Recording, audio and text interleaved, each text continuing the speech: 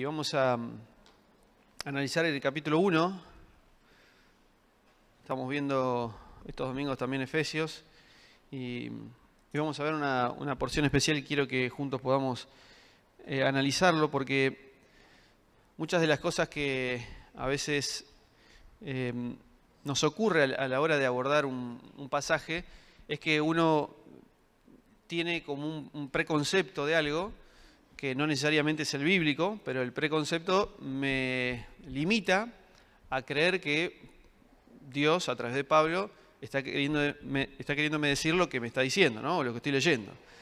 Y por eso yo quiero que lo leamos juntos y después vamos a ver qué quiso decir Pablo realmente o qué tenía en mente cuando puso las palabras que él puso. Leemos desde el versículo 3 de Efesios 1 hasta el 14. Bendito el Dios y Padre nuestro Señor Jesucristo, quien nos bendijo en los cielos con toda bendición espiritual en el Mesías o en Cristo, según nos escogió en Él antes de la fundación del mundo, para que fuéramos santos y sin manchas delante de Él, habiéndonos predestinado en amor para ser adoptados hijos suyos por medio de Jesucristo, o Jesús el Mesías, según la complacencia de su voluntad, para alabanza de la gloria de su gracia, que nos concedió gratuitamente en el amado, en quien tenemos la redención por su sangre, el perdón de los pecados, conforme a las riquezas de su gracia, que hizo sobreabundar para con nosotros en toda sabiduría e inteligencia, dándonos a conocer el misterio de su voluntad, según su complacencia, que se propuso en sí mismo, en el cumplimiento o en la dispensación del cumplimiento de los tiempos, de reunir todas las cosas en Cristo, las que están en los cielos y las que están en la tierra, en quien también fuimos hechos herederos, habiendo sido predestinados conforme al propósito del que hace todas las cosas según el designio de su voluntad, a fin de que seamos para alabanza de su gloria nosotros los que primeramente esperábamos en Cristo. En Él, también vosotros, habiendo oído la palabra de la verdad, el evangelio de vuestra salvación, y habiendo creído en Él, fuisteis sellados con el Espíritu Santo prometido, que es las arras, la garantía de nuestra herencia, hasta la redención de la posesión para alabanza de su gloria. Hasta ahí el pasaje. Pero, ¿qué es lo que pensamos cuando nosotros leemos este pasaje? ¿En qué estamos pensando? Nosotros cuando leemos que Dios nos escogió antes de la fundación del mundo, nos predestinó en amor para ser adoptados hijos suyos, tenemos la redención por medio de su sangre, y que hizo sobreabundar para con nosotros toda sabiduría e inteligencia, ¿no? Y quiso reunir todas las cosas en Cristo, y que también fuimos hechos herederos, habiendo sido predestinados conforme al propósito del que hace todas las cosas según el designio de su voluntad, para la alabanza de su gloria. ¿Qué es lo que Pablo está diciendo? ¿Qué piensan? Así, cortitas. ¿Qué es lo que quiere decirnos Pablo? Sí, Silvia. Somos privilegiados. Bien, ¿qué más? ¿Por qué? Son demasiadas cosas. Son demasiadas cosas.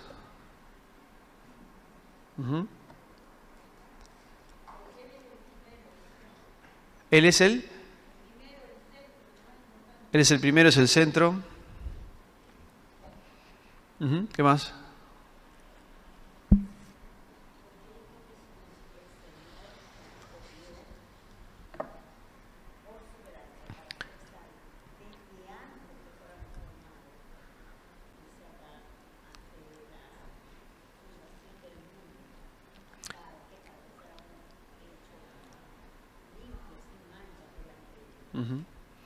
Bien, o sea, Dios nos escogió para que seamos santos y sin manchas delante de Él, como dice esta parte, y nos eligió, nos escogió, nos predestinó antes de tiempo para, en síntesis, para la alabanza de su gloria.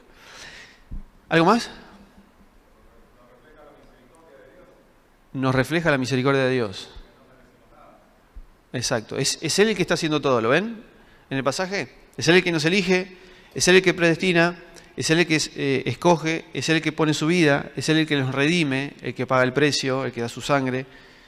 Él hace todo. Ahora, ¿qué tenía Pablo en mente cuando escribió este párrafo? Porque a veces nosotros, por ejemplo, leemos escogió, nos eligió, nos predestinó, y nosotros tenemos una idea, ¿no?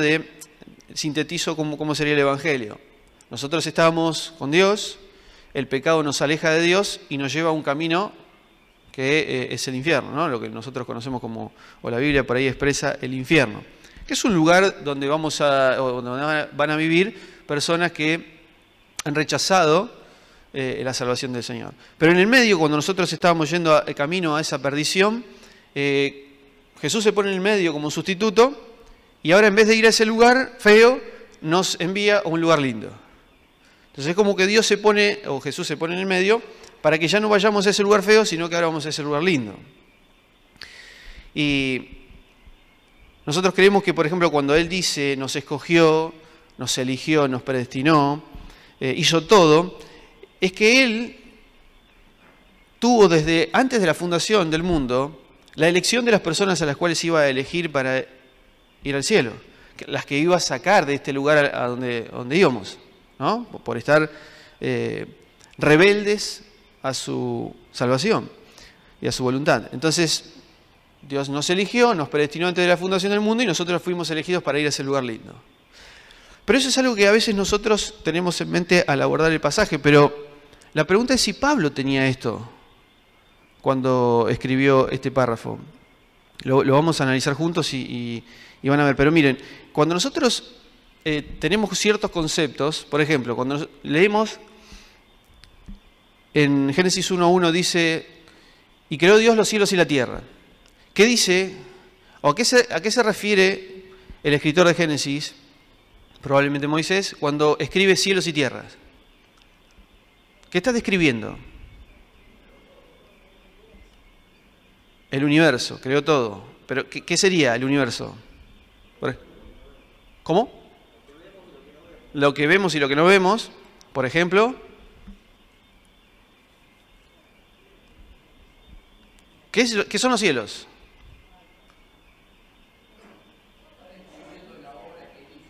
Está describiendo la obra que hizo, pero ¿qué es puntualmente los cielos? ¿O qué es la tierra puntualmente? Las estrellas, los planetas. Bien.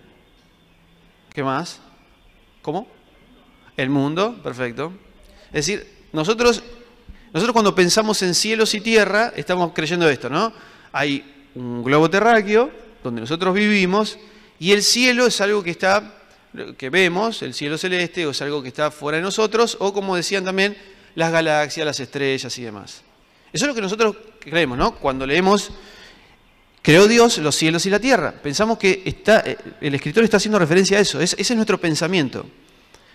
Pero Moisés, cuando escribió este pasaje, no está pensando en eso. Moisés está diciendo, Dios creó dos ámbitos, los cielos, el lugar de Dios, y la tierra, el lugar del hombre. No dice otra cosa más que eso. Ellos no tenían el concepto de un globo terráqueo, no conocían obviamente más allá de las estrellas y la luna que podían ver y el sol. Fuera de eso no conocían las galaxias. No conocían todo el vasto universo que hoy sí podemos conocer. Entonces cuando el escritor está diciendo, Dios creó los cielos, lugar de Dios, y la tierra, lugar del ser humano, está pensando simplemente en eso.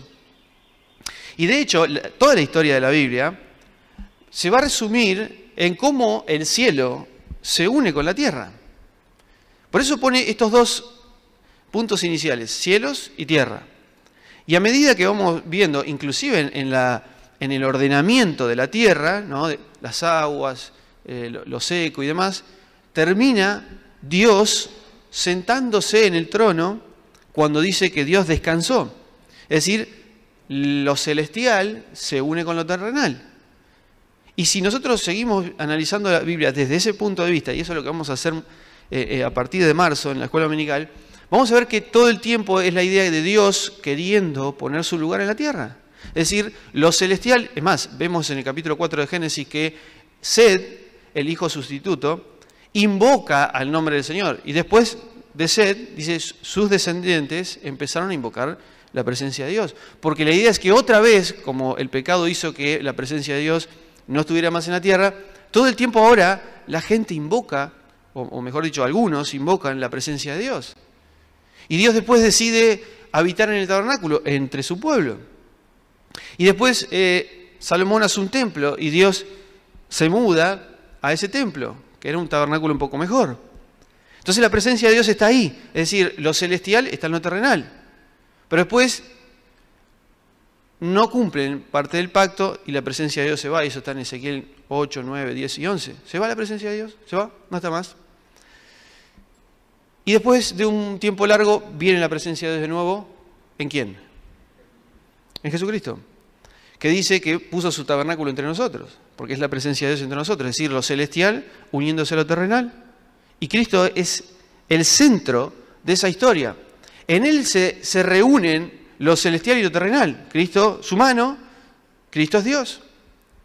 Pero no termina la historia acá, sino que nos deja ese legado para que nosotros hagamos lo que debería haber hecho Adán y Eva, llevar la gloria de Dios hasta lo último en la tierra, para que al final de la historia, Apocalipsis 21 y Apocalipsis 22, el cielo desciende a la tierra.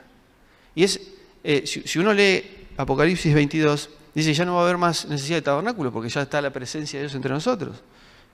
¿Ven? Entonces, fíjense como un concepto que nosotros tenemos, abordamos la Biblia creyendo de que cuando yo voy a leer Génesis 1.1, me está hablando de las galaxias y demás. Eso no era lo que estaba pensando el escritor. Y probablemente nos ocurra lo mismo cuando abordamos Efesios. Y miren las palabras que repite Efesios. A ver, vamos a ir viendo en el versículo 3 y vamos a conectarlo con toda la historia. Miren, dice, hay una palabra que aparece 3 veces. Bendito el Dios y Padre de nuestro Señor Jesucristo, quien nos bendijo en los cielos con toda bendición espiritual en Cristo Jesús. ¿Cuál es la palabra que se repite? Bendición. Bendición. ¿Recuerdan dónde aparece la palabra bendición? Creo que por primera vez. Bien. Vamos a ver Génesis. No lo busquen, va a aparecer en la pantalla. Génesis 1, 27 y 28. Miren. Y Dios creó al ser humano a su imagen. Lo creó a imagen de Dios. Es decir, como representante, como aquel que encarna el carácter y la persona de Dios. Hombre y mujer. Es decir, acá miren esto. Dios está diciendo, Dios creó al ser humano. ¿Cuánto es un ser humano? ¿Cuánto? ¿1, 3, 20? ¿Cuánto es? Un ser humano. Pero después dice hombre y mujer. ¿Qué está diciendo ahí? ¿Cuántos son? 2 en 1. ¿Sí? 2 formando una sola cosa, el humano. Y verso 28 dice, y los bendijo. Ahí está la bendición. Sean fructíferos, es decir, multiplíquense, llenen la tierra, y sométanla, es decir, esto es gobierno, tengan autoridad, es decir, llenen la tierra de más imágenes de Dios, multiplíquense en imágenes de Dios, llenen la tierra con imágenes de Dios, para que todo el mundo sea lleno de la gloria de Dios. Ahora, ¿qué es lo que ocurre? Nosotros avanzamos en la historia, Dios los bendijo para que llenen. ¿Pero qué hace el hombre? Génesis 6, verso 11. Pero Dios vio que la tierra estaba corrompida y llena, pero de violencia. Llena es la misma palabra que aparece en Génesis 1 que acabo de leer. Multiplíquese, llenen la tierra. Bueno, llenen la tierra es la misma que aparece en Génesis 6. Lo que Dios bendijo para llenar la tierra de su bendición, ahora hay maldición, hay violencia. La tierra está llena de violencia. ¿Eso no era lo que había pensado Dios? La bendición ahora se transforma en maldición. ¿Entienden? Entonces Dios tiene el propósito de volver a traer esa bendición que nosotros transformamos en maldición. Ahora, ¿cómo lo va a hacer? Miren, vamos a Génesis 12. Génesis 12, verso 2. Dios va a elegir a una persona para traer la bendición.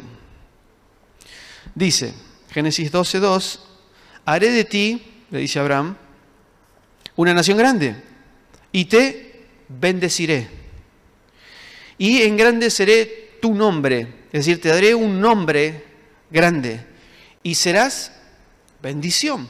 Fíjense las veces que repite, igual que Pablo, ¿no? Por eso quizá Pablo está pensando en esto más que en otra cosa. Bendeciré a los que te bendigan, maldeciré al que te maldiga. Y en ti serán benditas. Creo que 5 veces repite. ¿Quiénes serán benditas? Todas las familias de la tierra. ¿Cuáles son las familias de la tierra en las que está pensando Dios cuando elige a Abraham?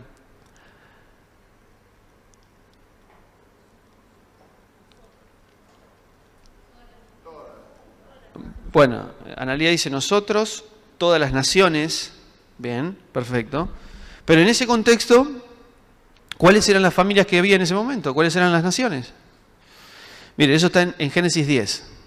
Voy rápido para no atrasarnos, pero dice Génesis 10, 31, las genealogías, algo que nos cuesta leer en la Biblia, pero son importantes. Dice Génesis 10, 31, estos son los hijos de Sem, el hijo de Noé, por sus familias, por sus lenguas, en sus tierras, por sus naciones.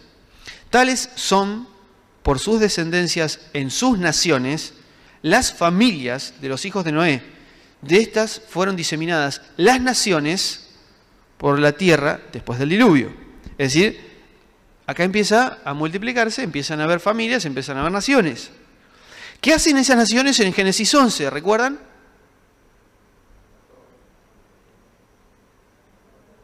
La Torre de Babel. ¿Por qué la Torre de Babel? ¿Qué simbolizaba la Torre de Babel?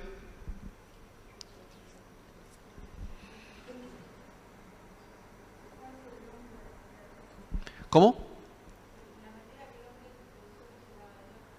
La manera en que el hombre creyó que llegaba a Dios. ¿Está bien? Es decir, no es que construyeron una torre para llegar al cielo como si el cielo fuera un lugar. Pero ¿recuerdan lo que habíamos dicho de Génesis 1? Ellos querían unir el cielo y la tierra. Es decir, querían de alguna manera que Dios, invocar a Dios para que Dios descendiera y estuviera con ellos y los bendijera. Y si uno lee Génesis 11 va a ver que ellos quisieron hacerse un nombre. Es decir, hagámonos famosos, no nos dispersemos. ¿Recuerdan? Dios dice, vayan y ellos se quedan. ¿Ven la contraposición de cómo Dios tiene un plan de bendecir y el hombre continuamente tiene el plan de hacer totalmente lo contrario? ¿Cómo? Exacto, por la desobediencia, ¿sí? Porque no respeto cuál es el plan de Dios. Entonces nosotros, no sé si tengo el pasaje acá, no. Nosotros vemos entonces en Génesis 11 que, sí, hay Génesis 11:10, que los que estaban ahí querían hacerse un propio nombre, querían de alguna manera no dispersarse, no llevar la gloria, la imagen de Dios hasta la última de la tierra. Y miren lo que dice Génesis 11:10. Después de esa historia, estos son los descendientes de Sem. O sea, después de contarme la historia de que muchos quisieron hacer una torre para que Dios descendiera, para unir el cielo y la tierra, Dios desciende, los confunde, ¿recuerdan? Los hace tener distintos idiomas y por culpa de eso hoy es difícil comunicarnos, ¿no? Lo mismo que les ocurrió a ellos en ese momento. Pero termina esa historia y Dios me cuenta los descendientes de Sem. ¿Para qué quiero saber los descendientes de Sem?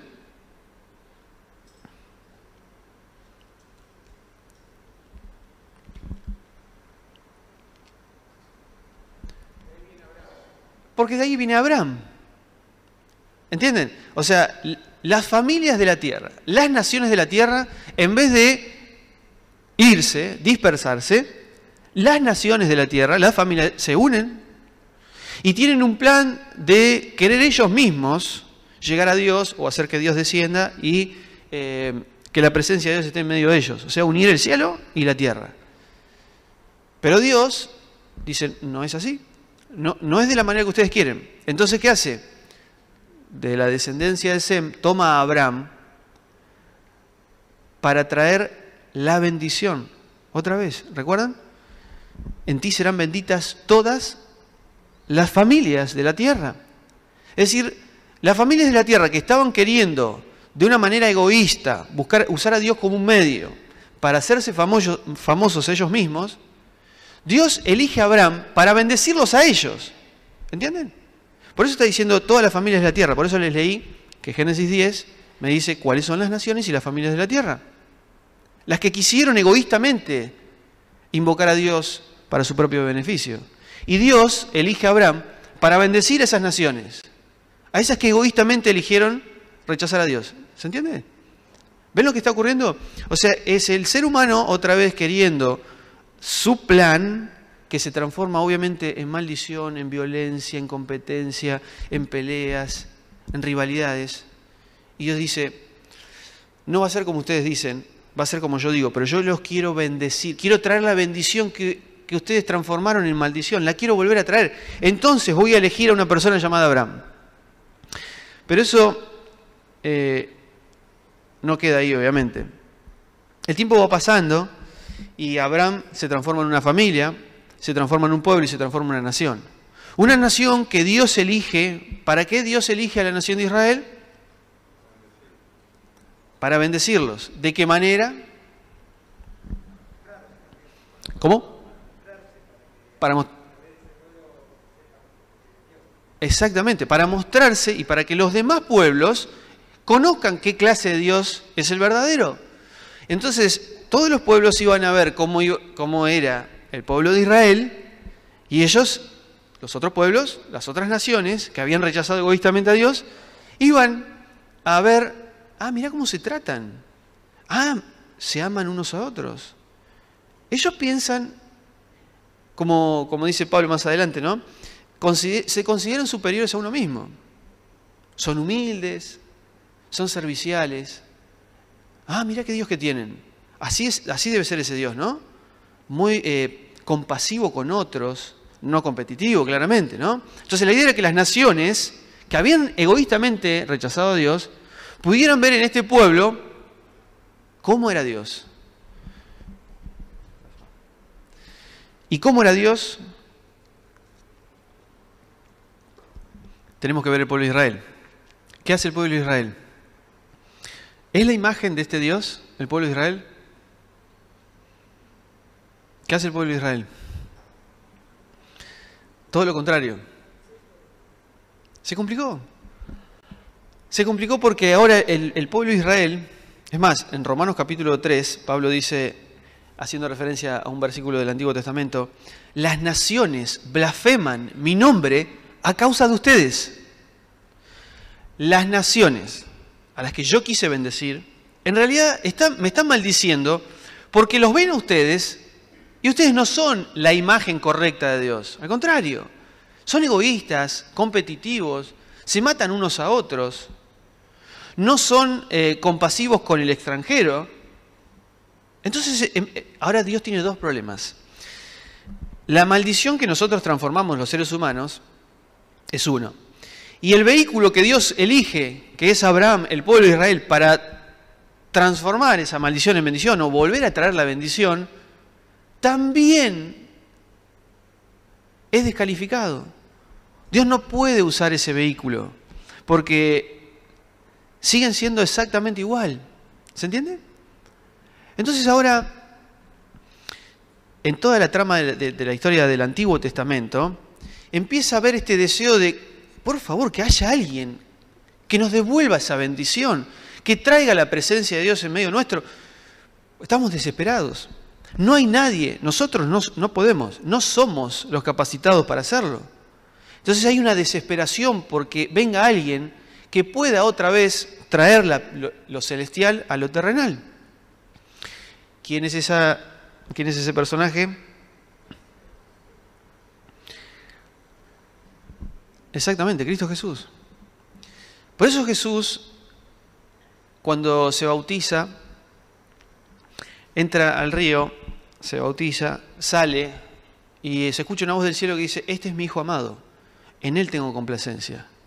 Este sí es el ungido. Este sí es el...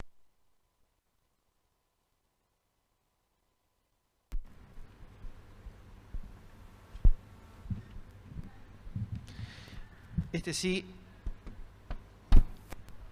Jesús sí es el que está capacitado para ser la imagen de Dios. Como dice Hebreos capítulo 1.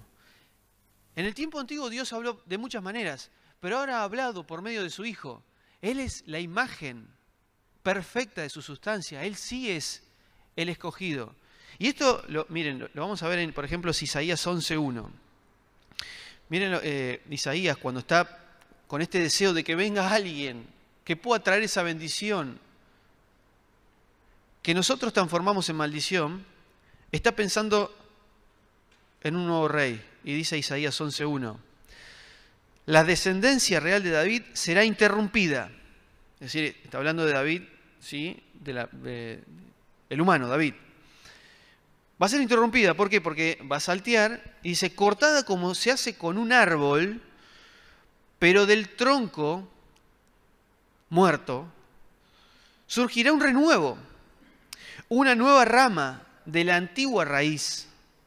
Sobre él, este Cristo, el nuevo ungido, reposará el Espíritu del Señor, espíritu de sabiduría, entendimiento, consejo y poder, espíritu de conocimiento y reverencia por el Señor, y temor del Señor, ¿no? Entonces ven que ahora los profetas empiezan a notar que como ellos, como pueblo, no son los que están capacitados, empiezan a pensar en alguien que iba a venir. Y este que iba a venir es alguien que iba a surgir de un tronco muerto, que surge un renuevo. Y lo dice también el Salmo 72, verso 17, va a aparecer en la pantalla, no lo busquen. Dice que su nombre sea para siempre, que su nombre sea propagado mientras dure el sol, y en él se bendigan los hombres. El salmista está pensando en Cristo, en este nuevo rey. ¿Recuerdan? Génesis 11, la Torre de Babel, quieren hacerse un nombre. Pero no, el salmista dice: su nombre sea por siempre, que su nombre sea propagado mientras dure el sol, y que en él, recuerden esta frase, se bendigan los hombres, que todas las naciones lo llamen bienaventurado. ¿Qué le había dicho Dios a Abraham? ¿Cuáles eran las dos cosas que le había dicho a Abraham, o dos o tres? Serás bendición. Bien, vamos a bendecir otra vez a la humanidad. ¿Y qué más le había dicho?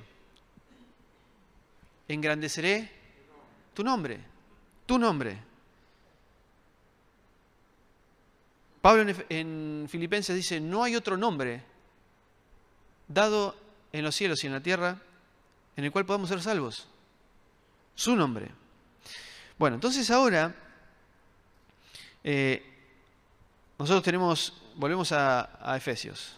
Volvemos a Efesios y ya tenemos algunos detalles de algunas palabras puntuales. Cuando nosotros vemos que en el verso 3 dice: bendito el Dios y Padre de nuestro Señor Jesucristo, es decir, la fuente de la bendición siempre es Dios, que Él nos bendijo en los cielos con toda bendición espiritual, o sea, la bendición es Cristo mismo. El verso 4 dice: según nos escogió en Él antes de la fundación del mundo, para que fuéramos santos y sin manchas delante de Él. Entonces acá cuando nosotros vemos que Él nos escogió en Él, ahí es donde empezamos a creer que Dios nos eligió de antemano a nosotros, puntualmente. Dios dijo: yo quiero elegirlos, estos no van a ir al infierno, van a ir al cielo. Pero eso no es lo que está pensando Pablo. Lo que está pensando Pablo es que Él, ¿a quién escogió? ¿A quién predestinó?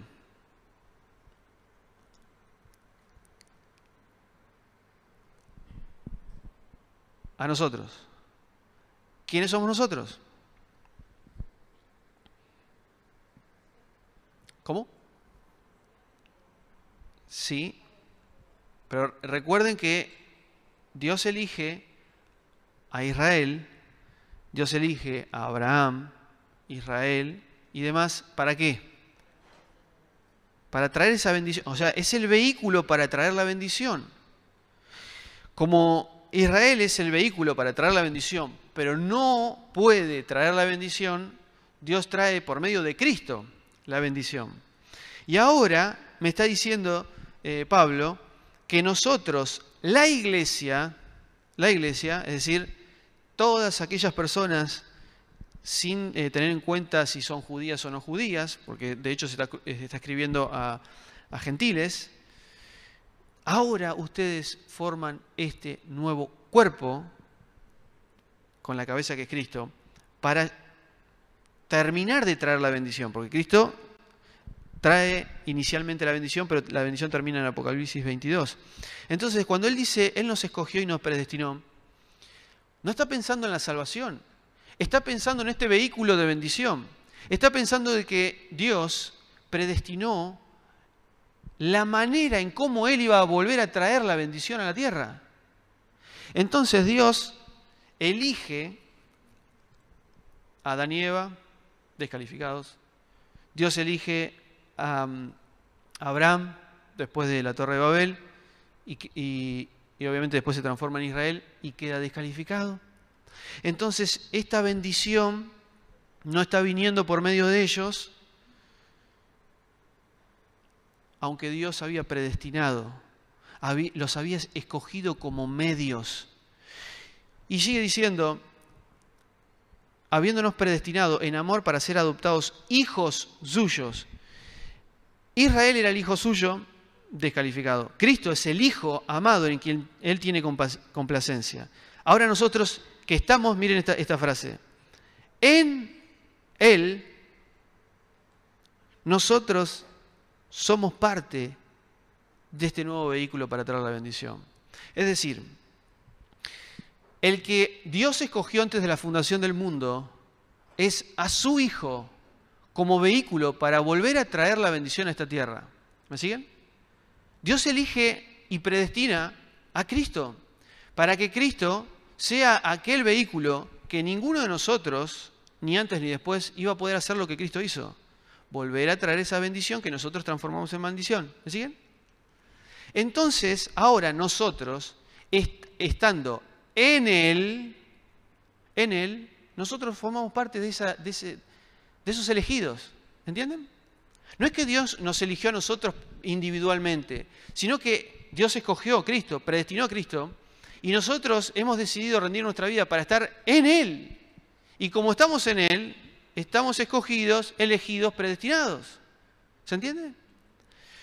Por eso después, cuando sigue diciendo el verso 7, en quien tenemos la redención por su sangre, el perdón de los pecados, conforme a la riqueza, fíjense que va a ser todo su gracia, su redención, que hizo sobreabundar para con nosotros en toda sabiduría e inteligencia, dándonos a conocer, Él nos dio a nosotros a conocer el misterio de su voluntad, que se propuso en sí mismo. ¿Qué es lo que se propuso en sí mismo?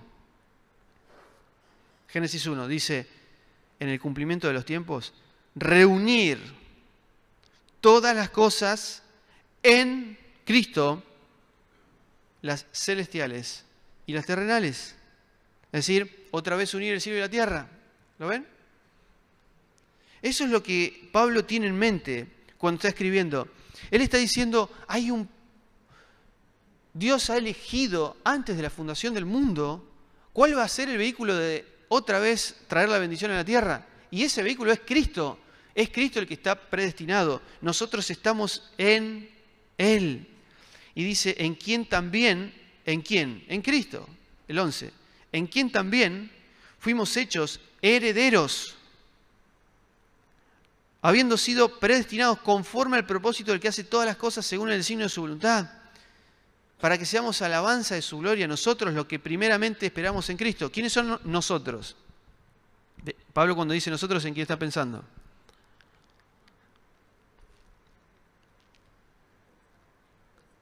Y porque en el 13 dice, en Él también vosotros.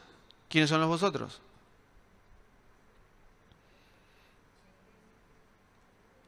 Bueno, está pensando en la iglesia, pero puntualmente ahí está hablando de dos pueblos. Los judíos y los gentiles. Es decir, nosotros, los que primeramente, judíos, esperamos este Mesías, porque nosotros no estábamos capacitados, en Él, en Cristo, también ustedes, habiendo oído la palabra, o sea, los gentiles, los que no nacían bajo el linaje de Israel, el evangelio de vuestra salvación, y habiendo creído en Él, fuisteis sellados con el Espíritu Santo. Por eso miren lo que dice el capítulo 2, y ya vamos a terminar con esto. Capítulo 2, verso 14. Miren, porque Él, Cristo, fíjense de lo que habla Pablo, Cristo, porque Él es nuestra paz, que de ambos, dos, ¿cuántos hizo? Uno. ¿Recuerdan esto? La humanidad, dos en uno, cielo y tierra unificándose en uno, dos pueblos haciéndose uno, y derribó la pared intermedia de separación, es decir, la enemistad, es decir, había enemistad, aboliendo en su carne la ley de los mandamientos dados en reglamentos para crear en sí mismo, de los dos, no dice un solo pueblo, dice un nuevo hombre. ¿Cuál es ese hombre? ¿Ven? ¿En quién está pensando Dios cuando quiere reunir todas las cosas en Cristo? En su Hijo. Por eso de los dos pueblos, judíos y no judíos, ahora están reunidos en Cristo. Por eso el que ha sido escogido, el ungido, el escogido para traer la bendición de nuevo a la tierra, es Dios. No es ni Israel, ni la iglesia, nada. Ahora, todos estos, Israel, la iglesia, todo lo que ustedes quieran, estamos en Él, en ese escogido, en ese predestinado para traer la bendición. Y gloria a Dios que Dios trae su bendición nuevamente, la que nosotros transformamos en maldición. Y es interesante porque dice, y derribó la pared intermedia de separación, la enemistad. ¿Recuerdan? Génesis 11, las naciones son enemigas de Dios porque quieren usar a Dios como un medio para satisfacerse de ellos mismos. Pero en Génesis 12, Dios elige a Abraham para amar y bendecir a esas naciones. ¿Ven cómo es el amor de Dios? ¿Ven cómo Él, a pesar de que nosotros, siendo aún pecadores, Cristo murió por nosotros, para que nosotros podamos alcanzar esa salvación? Entonces, en resumen, y después pueden seguir leyendo, de hecho, Carlos estuvo compartiendo también estos domingos de Efesios, y pueden ver todo lo que Pablo está diciendo en Efesios, y tiene un solo propósito, de que comprendan la centralidad de Jesús, de que Él es el escogido, Él es el ungido. Mesías significa el ungido para transformarse en rey. Él es el que fue elegido para ser ese rey que no fue Adán, porque Adán fue creado para ser rey, sacerdote y profeta, para llevar la imagen de Dios hasta lo último, ser ese sacerdote. Es más, cuando en el versículo 4 de Efesios 1 dice, para que fuéramos santos y sin mancha delante de Él, nosotros leemos delante de Él y no nos dice nada, pero para los judíos, delante de Él, es el sacerdote, aquel que está delante de Él. Nosotros también somos un reino de reyes y sacerdotes, que llevamos esta gloria de Dios hasta lo último en la tierra, que llevamos este amor de Dios, como cantamos en la última canción, que este amor que nos basta, que nos llena, transforma nuestra vida para que nuestras relaciones sean diferentes, para que ya no hagamos como los apóstoles que en un versículo dice, y Jesús dijo que uno de ellos lo iba a traicionar, y todos se preguntaban, ¿seré yo? ¿No? Y tuvieron como una especie de humildad espontánea, de decir, ¿seré yo? Era muy claro quién era. Aparte dijo, el que moja el plato conmigo. ¿No? Ahí está Judas ahí mojando el plato, pero todos, ¿seré yo? Pero el versículo siguiente dice, y se peleaban por quién de ellos iba a ser el primero. ¿Ven cómo somos? ¿Ven cómo nosotros transformamos esa bendición en maldición continuamente? Es decir, cuando estoy hablando de bendición y maldición, entienden el concepto, ¿no? No estoy hablando de algo esotérico, algo espiritista. Simplemente estoy diciendo de que la bendición de Dios es la fructificación, es la multiplicación, es dar frutos. ¿Cuáles son los frutos? ¿Qué frutos? Del Espíritu. El amor, el gozo. Eso son lo que fructifican. Esa es la bendición. Cuando fructifica en mi vida los frutos que solo Dios puede producir.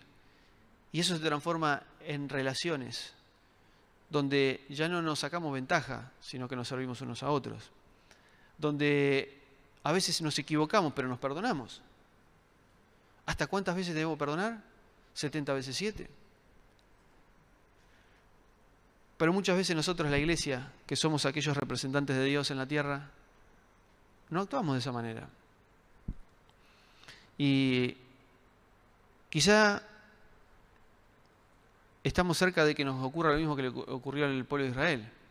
Las naciones blasfeman su nombre a causa de nosotros, porque nosotros no somos los fieles reflejos y las imágenes que Dios espera de nosotros, porque fuimos creados como imágenes para que nosotros podamos reproducir el carácter de Dios a otros, pero competimos, pero no nos perdonamos, y nuestra familia está llena de peleas, de odio, y competimos por nuestros hijos, competimos esposo con esposa, competimos en la iglesia.